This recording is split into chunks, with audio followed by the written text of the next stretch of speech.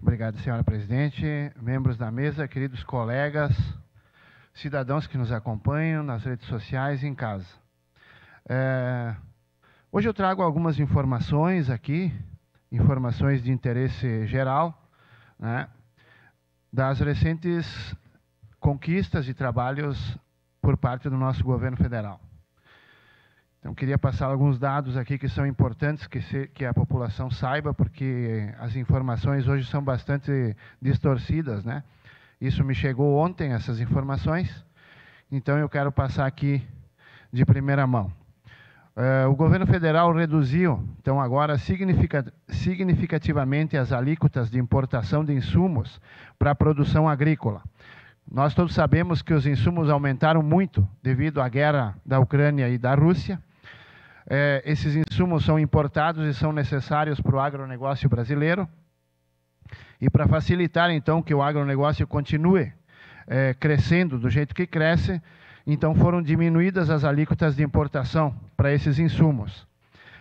O principal deles é o aço sulfúrico utilizado na cadeia produtiva de fertilizantes, que teve a alíquota zerada.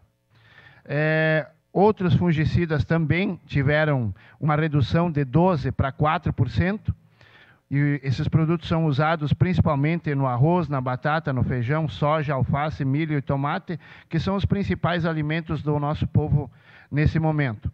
A produção nacional é de aproximadamente 31% do consumo no país. A redução da alíquota deve auxiliar no combate à alta dos preços dos alimentos no Brasil. Na construção civil, por exemplo, a área da construção foi anunciada a redução das alíquotas de produtos de aço. Justamente para quê? Para que a construção civil seja ativada novamente como era antes e que possa continuar crescendo e se tornando também um dos principais geradores de trabalho e de impostos no nosso país. A intenção é gerar maior concorrência para a redução de preços, para que se possa impactar positivamente o setor da construção civil, que tantos empregos gera no Brasil. Também foi criado o cadastro positivo dos motoristas. A novidade permite que os condutores que não cometem infrações no período de 1 ano possam ter vários benefícios, respeitando então as leis de trânsito. Entre as vantagens estão descontos e isenção de taxas e tributos pelos órgãos governamentais, condições diferenciadas para locação de veículos, contratação de seguros, além de tarifas de pedágio e estacionamento. Nessa linha de trabalho, o presidente Jair Bolsonaro e sua equipe vêm idealizando conquistas importantes para o nosso país, observando as questões econômicas, a desburocratização e os investimentos. As pessoas, em especial, as mais humildes, têm recebido grande atenção do governo federal com o programa Auxílio Brasil, bem como o programa para saque extraordinário do FGTS. A retidão, a fé e os princípios da família são a base desse governo, que muito me orgulha, assim como a grande maioria da população que se mostra presente, declarando seu apoio em várias manifestações Brasil afora. É por todos esses motivos que sigo apoiando o nosso capitão, o nosso presidente Bolsonaro, que está e vai continuar fazendo história em nosso país. Sabemos, então, também que estamos tendo várias obras asfálticas, também aqui na 116, e que o governo federal, por meio do Departamento Nacional de Infraestrutura de Transportes, o DENIT, entregou mais uma obra especial da duplicação BR-116 entre Guaíba e Pelotas. O viaduto da Barra do Ribeiro, localizado no quilômetro 319 da rodovia, tem 60 metros de extensão, faixa dupla e integra os lotes 1 e 2 da duplicação. A questão toda é a seguinte: por que a gente consegue ver, quem acompanha e sabe, das grandes áreas e estradas e rodovias que estão sendo asfaltadas hoje no país inteiro, mesmo a gente estando em momentos de grande crise? Quem é que está fazendo esses asfaltos? É o Exército, é o nosso Exército, a nossa área militar, que está trabalhando e construindo essas estradas. Com isso, conseguem ter 75% a menos de gasto do que tinham as empresas antes contratadas pelos governos passados.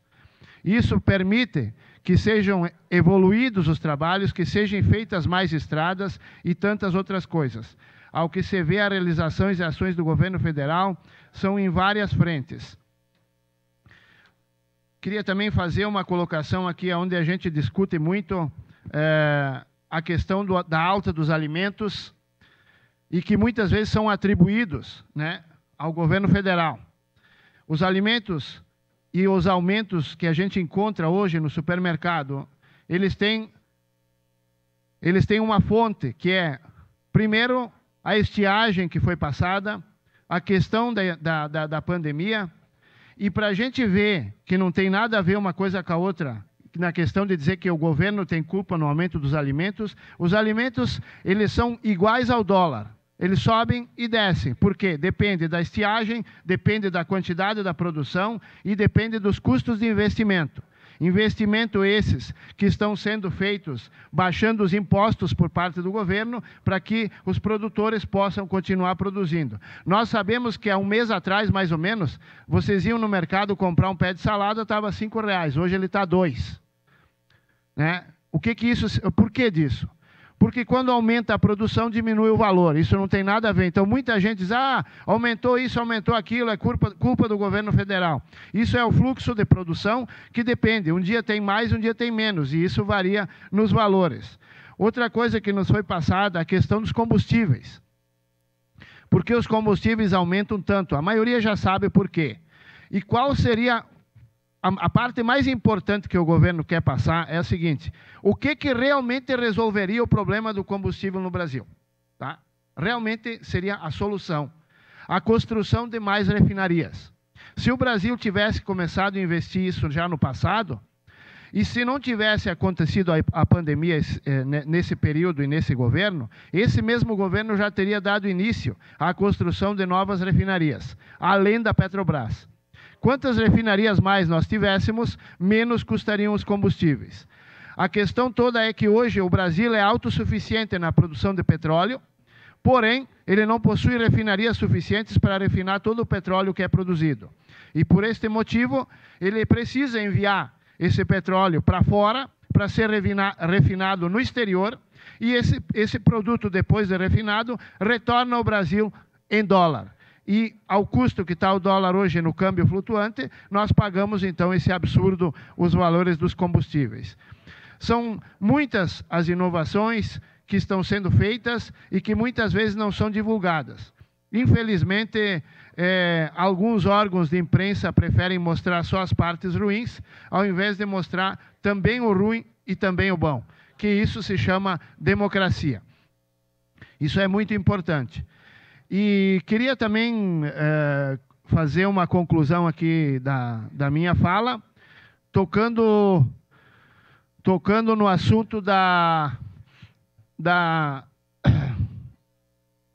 do novo projeto que está para vir para a Câmara aí na questão das concessões.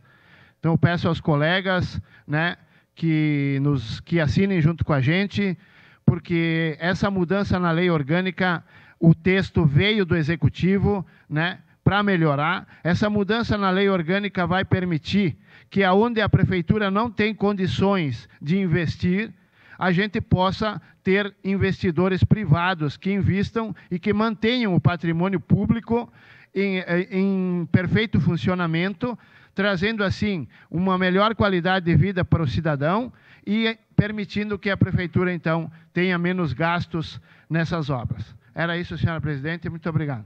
Obrigada, vereador Sandro Fantinel. Próximo vereador